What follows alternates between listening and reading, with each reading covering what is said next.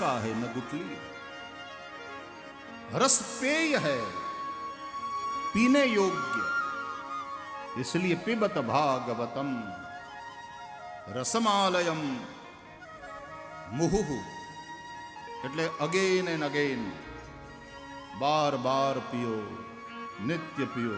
હવે ઓલ્યું પીવે ઈવડાએ જો પાછા ન છોડતા હોય અને વધારે ને વધારે પીવાની ઈચ્છા કરતા હોય એને વ્યસન થઈ જાય તો એ વ્યસન તો પતન તરફ લઈ જનારું છે. એનાથી બચવું, વ્યસન કરવું હોય તો આનું કરો કે અમને પછી કથા વગર હાલે નહીં.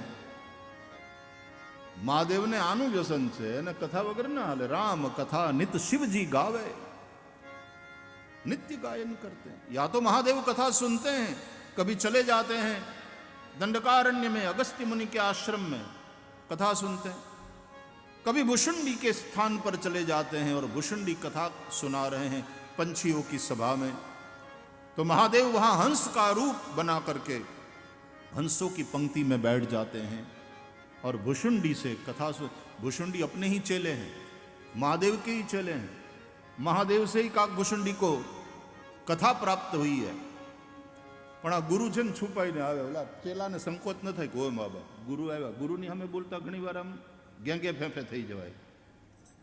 એટલે રૂપ બદલીને હંસનું રૂપ લઈ, એ હંસ નહીં પરમહંસ, અને એની પંક્તિમાં મહાદેવ બેસી જાય છે, કથા સાંભળો. બાકી તો સોઈ શિવ કાગ ભુસુંડી દીના. શિવજીએ કાગભુષુંડીને કથા આપી છે, પણ મહાદેવને કથા સાંભળવાનું મન થાય તો ક્યારેક અગસ્ત્ય ઋષિના મુખે પણ સાંભળે, ક્યારેક પોતાના જ શિષ્ય કાગભુષુંડીના મુખે પણ સાંભળે, અને ક્યારેક કથા વગર રહેવાય નહીં, બીજું કોઈ કહેવાવાળું હોય નહીં, એટલે પાર્વતીને સામે બેહાડે, બેહો દેવી, અને મહાદેવ કથા સંભળાવે.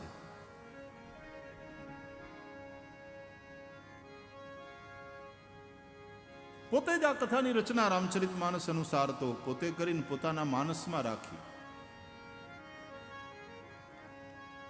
રચી મહેશ નિજ માનસ રાખા, ઓ પાઈ સુસમય શિવાસન ભાખા.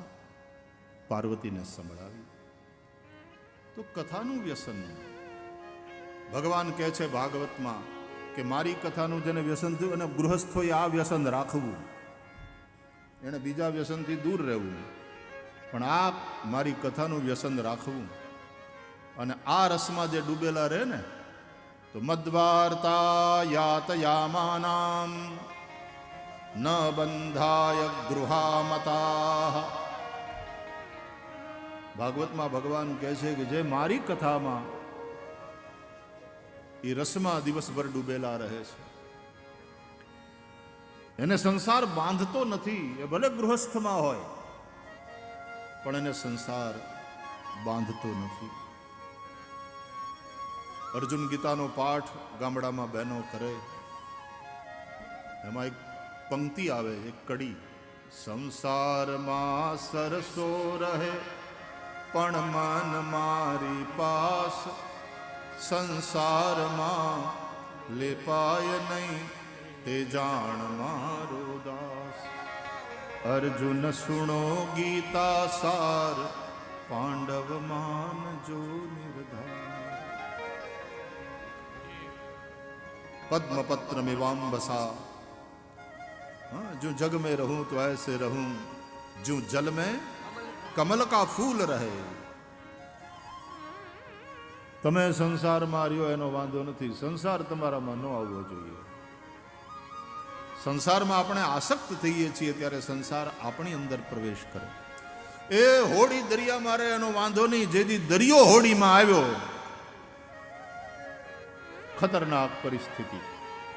એમ આપણે સંસારમાં રહીએ એનો વાંધો નહીં, જેથી સંસાર આપણામાં આવ્યો. આપણે મકાનમાં રહીએ એનો વાંધો નહીં, મકાન આપણામાં રહેવા માંડે ને ત્યારે ભાઈએ ભાગલા પડતી વખતે ધીંગાણા થાય, કારણ કે મકાન આપણામાં રહેવા માંડ્યું. આસક્તિ માત્ર પરમાત્મામાં રાખવી, આસક્તિ સાધુ પુરુષો પ્રત્યે રાખવી. સૈવ સાધુ સુકૃતે આ આસક્તિ આપણા સદગુરુ, આપણા સાધુ પુરુષોમાં એટલે કે સત્સંગમાં રહે તો એ મુક્તિનું કારણ બને છે. કપિલ ભગવાન પણ ભાગવતમાં મા દેવહૂતિને આ જ વાત સમજાવે છે. સતામ પ્રસંગાત મમ વીર્ય સંવિદો ભવંતિરુત્કર્ણ રસાયના કથા તજ્જોષણાદાશ્વપવર્ગ વર્તમની શ્રદ્ધા રતિર ભક્તિરનુક્રમિષ્યતિ. માં સંતોનો સંગ કરો. સંગનો એક અર્થ આસક્તિ પણ થાય. સંસારમાં બીજે ક્યાંય આસક્તિ હશે તો માર ખાવા પડશે, બહુ રડીશું. પણ જો આસક્તિ ભગવાનમાં હશે તોય રડશું, પણ ગોપીઓની જેમ. રુરુદુઃ સુસ્વરમ રાજન પણ કૃષ્ણ દર્શન લાલસા. ગોપીઓ રડી, કારણ કે કૃષ્ણમાં આસક્તિ. એ રડી છે શ્રી કૃષ્ણ દર્શનની ઈચ્છાથી. જેમ ચૈતન્ય મહાપ્રભુ રડ્યા. કબીર જેવા નિર્ગુણિયા સાધુએ પણ કહ્યું, કબીર હસના દૂર કર રોને સે કર પ્રીત, બિનુ રોએ કિત પાઈએ પ્રેમ પિયારે મી. એવં બ્રવાણા વિરહાતુરા વૃષમ. ગોપીઓ રડી છે, વિરહાતુર થઈ. તો રડવું તો પડે, આસક્તિ રડાવે, પણ સંસારની આસક્તિ આપણને રડાવે એના કરતા શ્રી કૃષ્ણમાં આસક્તિ આપણને રડાવે તો એ રડવું ધન્ય છે. એ આંસુ એ અમૃત છે, એનો બહુ મોટો મહિમા છે.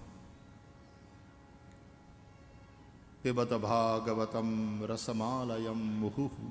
वारंवार पियो. एक बार तुमने पिया और तुम तृप्त हो गए तो तुमने क्या पिया? हरि कथा रस बार बार पियो, नित्य पियो. सदा सेव्या श्रीमद् भागवती कथा. पधारो बा महाराज, पधारो. प्रणाम.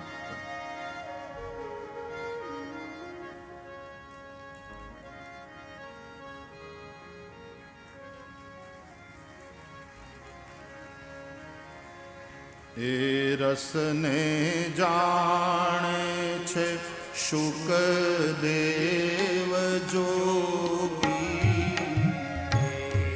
રસને જાણે છે શુકદેવ જોગી.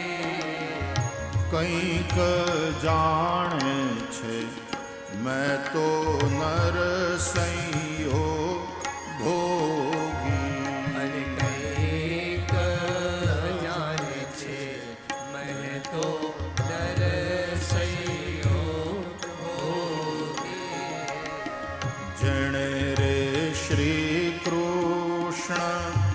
ચરણ રસ ચાખ્યો. શ્રી કૃષ્ણ ચરણ રસ ચાખ્યો. એણે રે સંસારને મિથ્યા કરી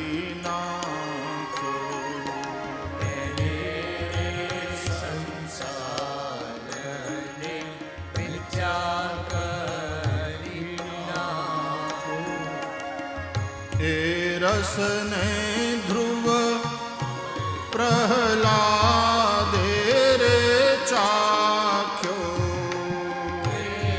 રસને ધ્રુવ પ્રહલાદે ચાખ્યો. એ રસને અંબરીશે રુદિયામાં રાખ્યો. રસને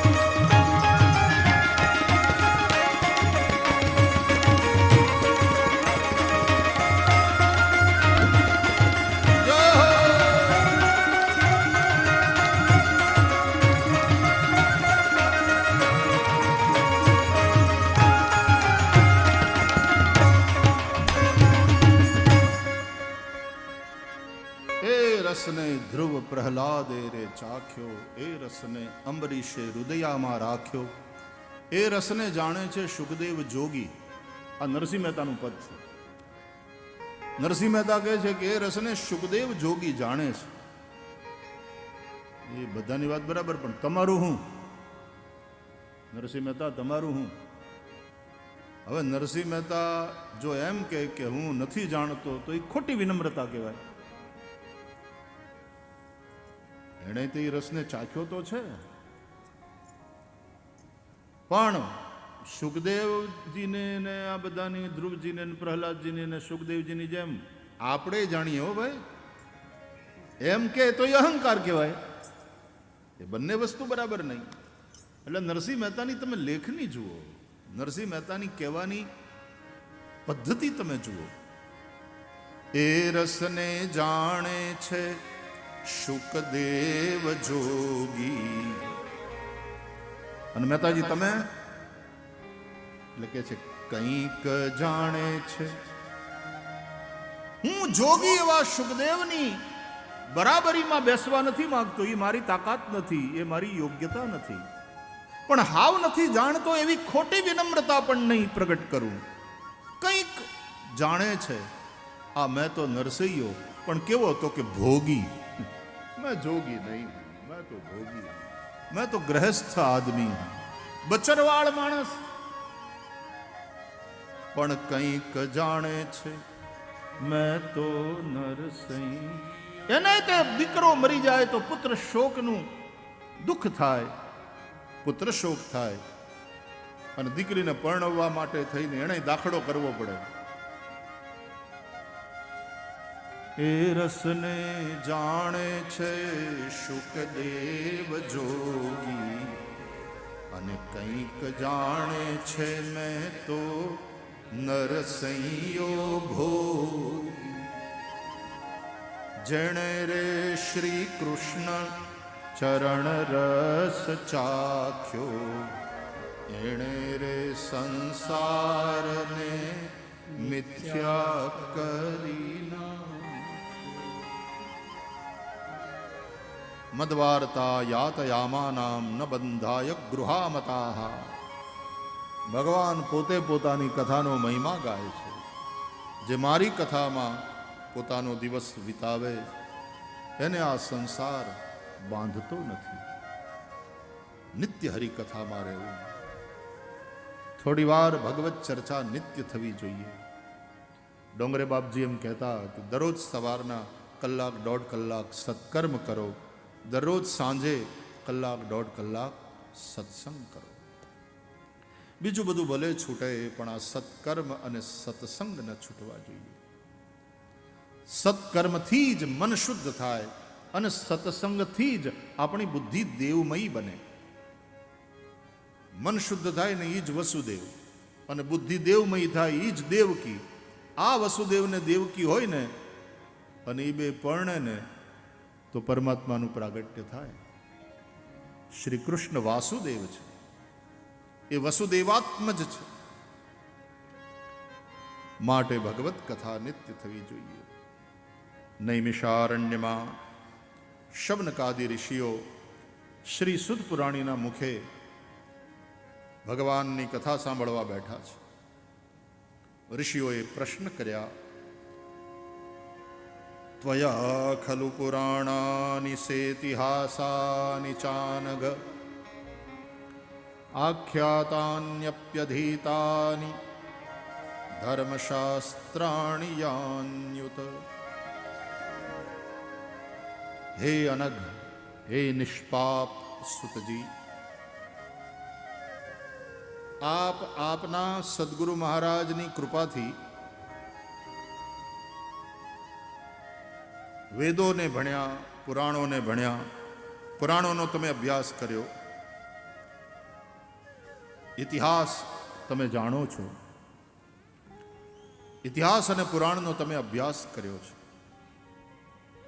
ધર્મશાસ્ત્રોનો પણ તમે અભ્યાસ કર્યો છે. એટલે આ બધામાંથી સાર કાઢી અને અમને કહો, કલ્યાણ શેનાથી થાય? અતઃ સાધોત્ર યત સારમ સમુદ્ધૃત્ય મનીષયા.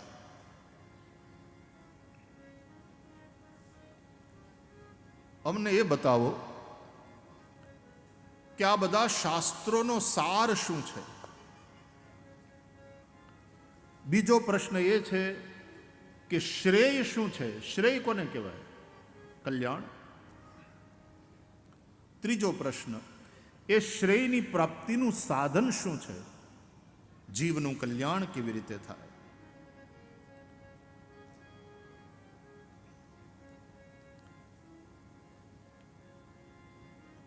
આગળનો પ્રશ્ન, ભગવાનના અવતારનું પ્રયોજન શું? શા માટે ભગવાન અવતાર લે છે?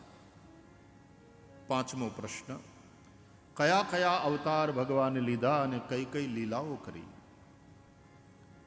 અમને એ કથા સંભળાવો. છઠ્ઠો અને અંતિમ પ્રશ્ન, ભગવાન સ્વધામ ગયા પછી ધર્મ કોને શરણે ગયો? શ્રી કૃષ્ણ પરમાત્માએ લીલા સંવરણ કર્યું, પ્રભુ સ્વધામ પધાર્યા પછી ધર્મ કમ શરણમ ગતઃ, ધર્મ કોના શરણે ગયો? એનો અર્થ છે કે અવતાર દશામાં તો ભગવાન જે કરે તે ધર્મ સમજાય. રામ જે ધર્મ, કૃષ્ણ જે કરે તે ધર્મ.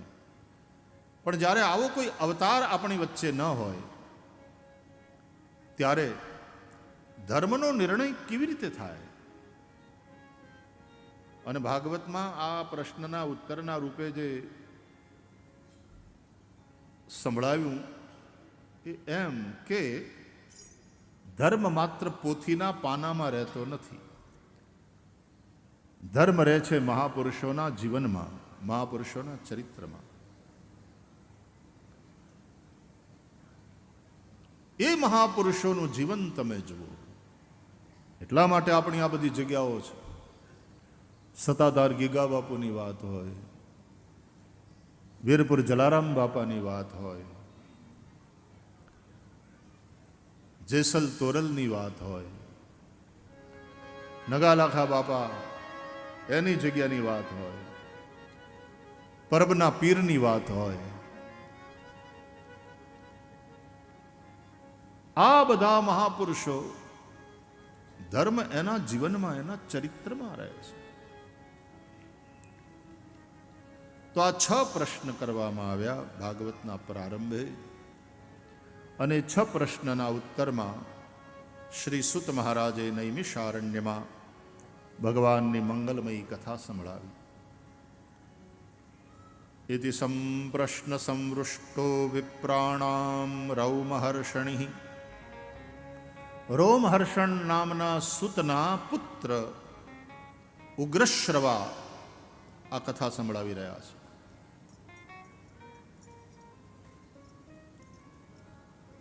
આકાશવાણી ઉપરથી સમાચાર આવતા હોય ને ત્યારે સમાચાર આપનાર સમાચાર વાચક પોતાનું નામ બોલે. આ આકાશવાણી છે. સમાચાર વાંચે છે, પોતાનું નામ લે. સંસ્કૃતમાં સમાચાર આવે રેડિયો પર, ઇયમ આકાશવાણી સંપ્રતિ વાર્તા શ્રૂયંતામ. પ્રવાચક પોતાનું નામ લે જે વાચકોએ. એમાં કથા કોણ સંભળાવે છે? કથા છે નહીં તો ભાગવતની. ક્યાં ચાલે? નૈમિષારણ્યમાં. કોણ વાંચે છે? કોણ સંભળાવે છે? રૌમહર્ષણિ. રોમહર્ષણના દીકરા ઉગ્રશ્રવા નામના સુતપુરાણી આ કથા સંભળાવી રહ્યા છે. 2 શ્લોકમાં શુકદેવજીની વંદના કરી, નરનારાયણને, મા સરસ્વતીને અને ભગવાન વેદવ્યાસને વંદન કરી શ્રી સુત મહારાજે મંગલ કથા સંભળાવી. હે મુનિઓ, તમે બહુ સુંદર પ્રશ્ન કર્યા. આ પ્રશ્ન તમે ભગવાનની કથા વિશે કર્યા છે. પ્રશ્ન જેવા છે, યેનાત્મા સુપ્રસિદ્ધતિ, જેનાથી મન પ્રસન્ન થાય. અમુક એવા પ્રશ્ન કરો ને કે વક્તાનું મન પ્રસન્ન થઈ જાય. લેવા દેવા વગરના, કારણ વગરના ટાઈમ પાસ પ્રશ્નો હોય. અમુક કથાકારોની પાસે જઈને એમ પૂછે, બાપુ મનમાં એક પ્રશ્ન છે. બોલો ને વાલા, આ તમે શ્રવણની કથા સંભળાવો છો, એણે આંધળા મા બાપની બહુ સેવા કરીને, કાવડ લઈને, જાત્રા કરાવીને બધું બરાબર, પણ એ શ્રવણના આંધળા મા બાપનું નામ શું હતું એ બતાવો. અને પાછા ખી કરતા બહાર જઈને પાછા કે ખરા, કેટલાયને પૂછ્યું, મોટા મોટા કથાકારોને પૂછ્યું, કોઈ જવાબ નથી દઈ ગયું બોલવાનો. એ શ્રવણના આંધળા મા બાપનું નામ જાણવાને બદલે તારા બાપા માગે ને તર્યા હોય તો તું ઊભો થઈ લોટો પાણી પીવડાવી તો ઘણું છે. શ્રવણના આંધળા મા બાપનું નામ જાણીને તારે શું કરવું છે? તું શ્રવણથી જે શીખવાનું છે એ શીખને વાલા. તો પ્રશ્ન એવો હોવો જોઈએ, યેનાત્મા સંપ્રસિદ્ધતી, જેનાથી આત્મા એટલે કે મન પ્રસન્ન થાય, વક્તાનું મન પણ પ્રસન્ન થાય, એને જવાબ દેવાનો આનંદ આવે કે બહુ સારો પ્રશ્ન કર્યો. સાધુ પૃષ્ટમ ત્વયા સાધો લોકાન સાધ્વનું ગૃહણતા. આવી રીતનો સંપ્રશ્ન જ્યાં જ્યાં હોય છે ત્યાં વક્તા દ્વારા વારંવાર એ પ્રશ્નની સરાહના થઈ છે. મુનયઃ સાધુ પૃષ્ટોહમ ભવદ્ભિર્લોક મંગલમ યત્કૃતઃ કૃષ્ણ સંપ્રશ્ન યેનાત્મા સુપ્રસિદ્ધતી. જિજ્ઞાસાથી પૂછો, વિનમ્રતાથી પૂછો, જાણવાના ભાવથી પૂછો. પરીક્ષા લેવાના ભાવથી તો ગુરુજી પૂછે, આપણે એના ગુરુજી નથી, આપણે શ્રોતા થઈએ. શિષ્ય ન થઈએ તોય ઘોડ્યું, શ્રોતા તો થઈએ અને જિજ્ઞાસાથી પૂછીએ.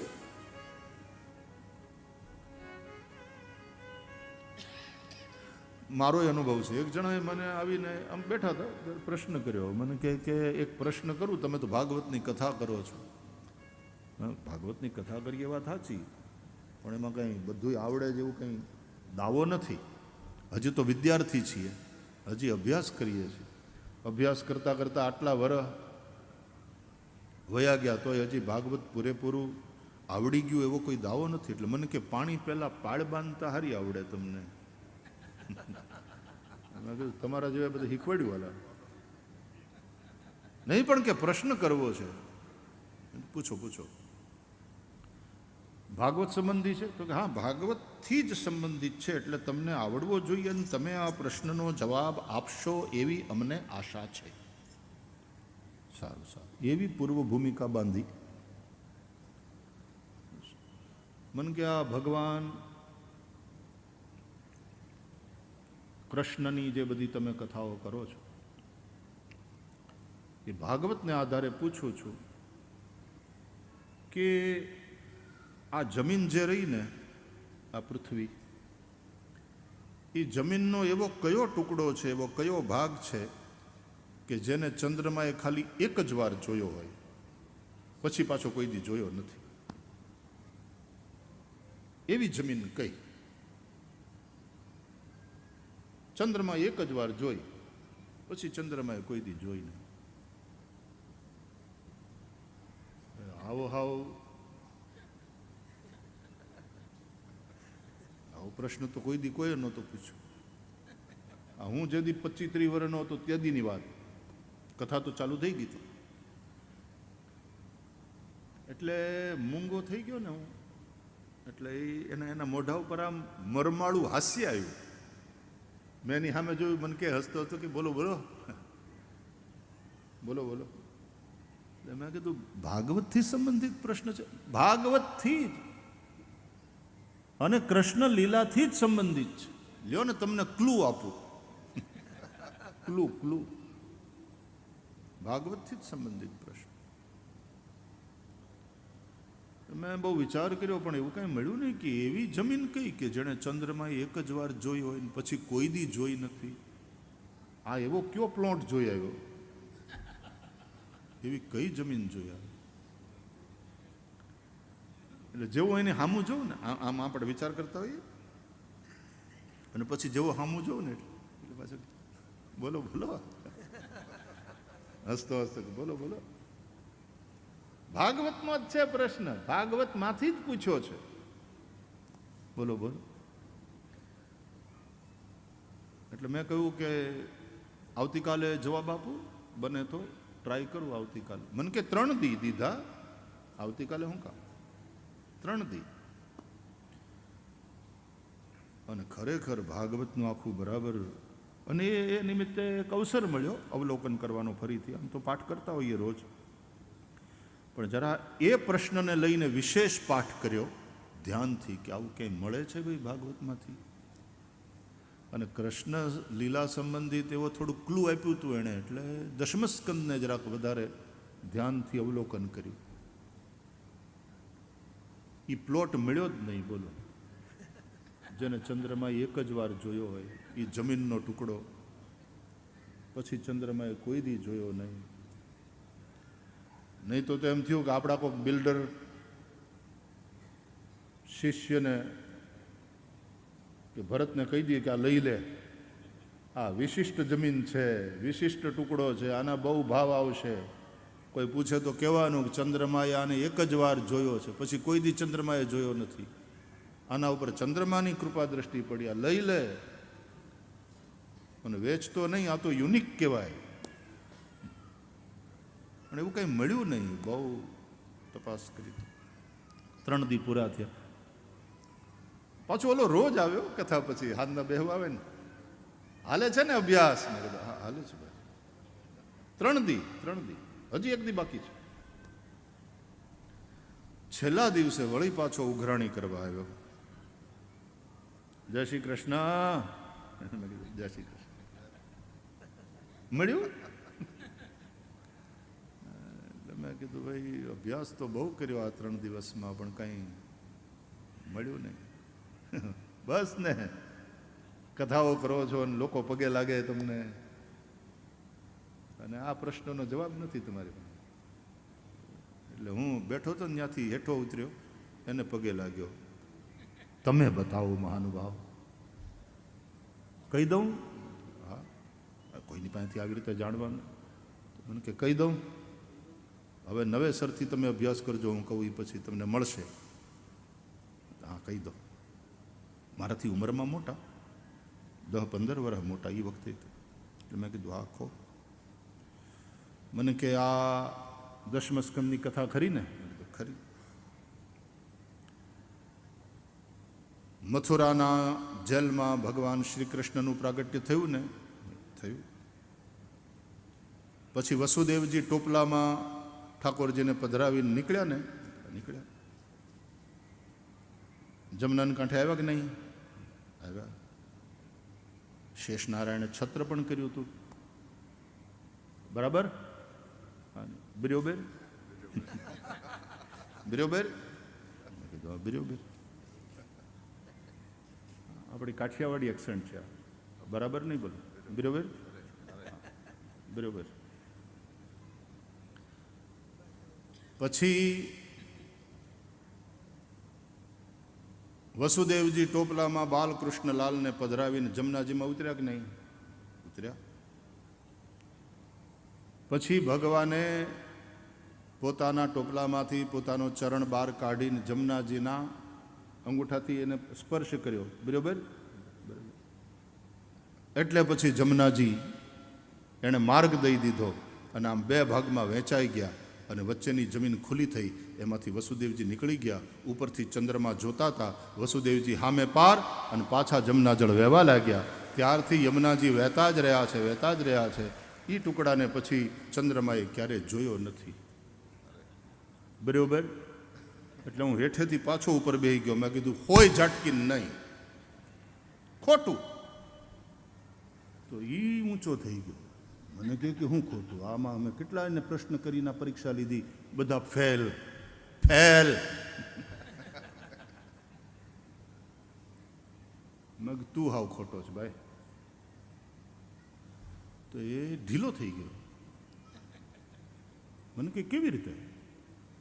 તને કોણે કીધું જમનાજી આમ 2 ભાગમાં વહેંચાઈ ગયા ને? જમનાજીના નીર ઓસરી ગયા. બાઢ આવી હતી ને, પૂર આવ્યું હતું, તો ભગવાનના ચરણના સ્પર્શનો અંગૂઠો અને જમનાજીના નીર ઓસરી ગયા. પૂર આવ્યું હતું, બાકી વહેતા હતા તો ખરા. ઓલા એ છે ને ઓલું એક ઇંગ્લિશમાં ફિલ્મ આવેલી 10 કમાન્ડમેન્ટ્સ, અને એમાં મોઝીસ જે આખી પોતાની ટોળીને લઈને જાય છે અને પેલો પાણી 2 ભાગમાં વહેંચાઈ જાય છે અને એની વચ્ચેથી નીકળી જાય. એ જે દ્રશ્ય છે ને એ જોઈ લીધું હશે ભાઈ, એને જમનાજીની એવી કલ્પના કરી. એટલે વચ્ચેનો જે ટુકડો એ ચંદ્રમાએ જોયો અને પછી પાછા પાણી વહેવા માંડ્યા, એટલે પછી ચંદ્રમાએ ક્યારેય જોયું નહીં. એવું નહોતું. જમનાજીના નીર ઓસર્યા, ક્યાંક ક્યાંક ગોઠણ સુધી, ક્યાંક ક્યાંક તો ખાલી પગનો પંજો ડૂબે એટલા નીર ઓસરી ગયા. એવું છે મને કે? મેં કીધું હા એવું છે. અને બીજું સાંભળ, એ કયો કયો સમય હતો? ભાગવતમાં તો જો કે લખ્યું છે કે ઉડુગણ દેખાવા લાગ્યા, ભર ચોમાસે આકાશ સ્વચ્છ થયું. પણ આમ બીજી રીતે જુઓ તો એ શ્રાવણ મહિનાની મેઘલી અંધારી આઠમની રાત હતી. વાદળા હોય, આમ ચંદ્રમાં છુપાયેલા હોય, પણ ભાગવતના દ્રષ્ટિએ તું વિચાર કરે તો બરાબર છે. એમ કેવું પડે કે ભાઈ ભર ચોમાસે આકાશ વાદળ રહિત થયું, ઉડુગણ એટલે કે તારાઓ, નક્ષત્રો દેખાવા લાગ્યા, અને નક્ષત્રોના સ્વામી છે ચંદ્રમા. પણ યમુનાજી તો એના નીર ઓસરી ગયા, પૂર આવ્યું હતું, ઓસરી ગયું. કે એવું છે? હા એવું છે. તારે કંઈ કેવું છે? મને કે બીજું હું કહું, હવે નહીં પૂછું. પ્રશ્ન એવા કરવા જોઈએ કે જેનાથી કંઈક ફાયદો થાય. પરીક્ષા કરવાની વૃત્તિથી નહીં, જિજ્ઞાસા વૃત્તિથી અને વિનમ્રતાથી. તદ્વિદ્ધિ પ્રણિપાતેન પરિપ્રશ્નેન સેવયા. ઠીક, આપણે આમ વિનોદ માટે થઈને, એક જણાએ વિનોદ માટે થઈને જ મને કહ્યું હતું, મને કે રામાયણની કથા સમજો ને હાણ જાણો. મેં કીધું મને કે લક્ષ્મણ રામજી કા ક્યાં થા? મેં કીધું ભાઈ હવે આવો પ્રશ્ન? કીધું ભાઈ. બોલે હા નહીં ક્યો ને તમે, એમ કે ભાઈ થા. सीताजी राम जी की क्या थी? पत्नी. राम सीता जी का क्या था? पति. वशिष्ठ राम जी का क्या था? गुरु. तो હું કેમ પૂછે જાઓ? નહીં કે જવાબ દેતા જાઓ તમે. हनुमान जी राम जी का क्या था? मैं कहा तो सेवक, दास, भक्त. बराबर. तो फिर दशरथ राम जी के बाप का क्या था?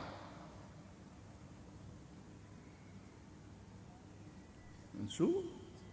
तो दशरथ राम जी के बाप का क्या था? अरे मैं कहता तो दशरथ जी राम के बाप थे, पिताजी थे दशरथ जी. तो कि नहीं, मैंने पूछा दशरथ राम जी के बाप का क्या था? अरे मैं कहता दशरथ जी राम जी ना बापा था. नहीं, તમે સમજ્યા નહીં. दशरथ राम जी के बाप का क्या था? ભેજાનું દહીં કરી નાખે એવી રીતે ઘણા પૂછે. મેં કહું પછી ભાઈ તું જ કે. મને કે दशरथ राम जी के बाप का नाम था.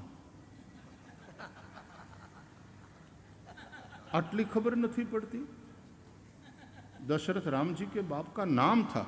હવે આને ધોકો લઈને મારવા દોડવું જોઈએ કે નહીં? આમ કે તારી ભલી થાય, ભેજાનું દહીં કરે.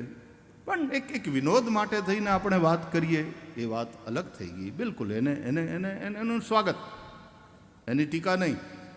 પણ પરીક્ષા કરવાની વૃત્તિથી વળી પાછા આપણે ઘમંડ કરીએ કે હારા હારાને પૂછ્યું ને કોઈ હજી સુધી બતાવી નથી શક્યું.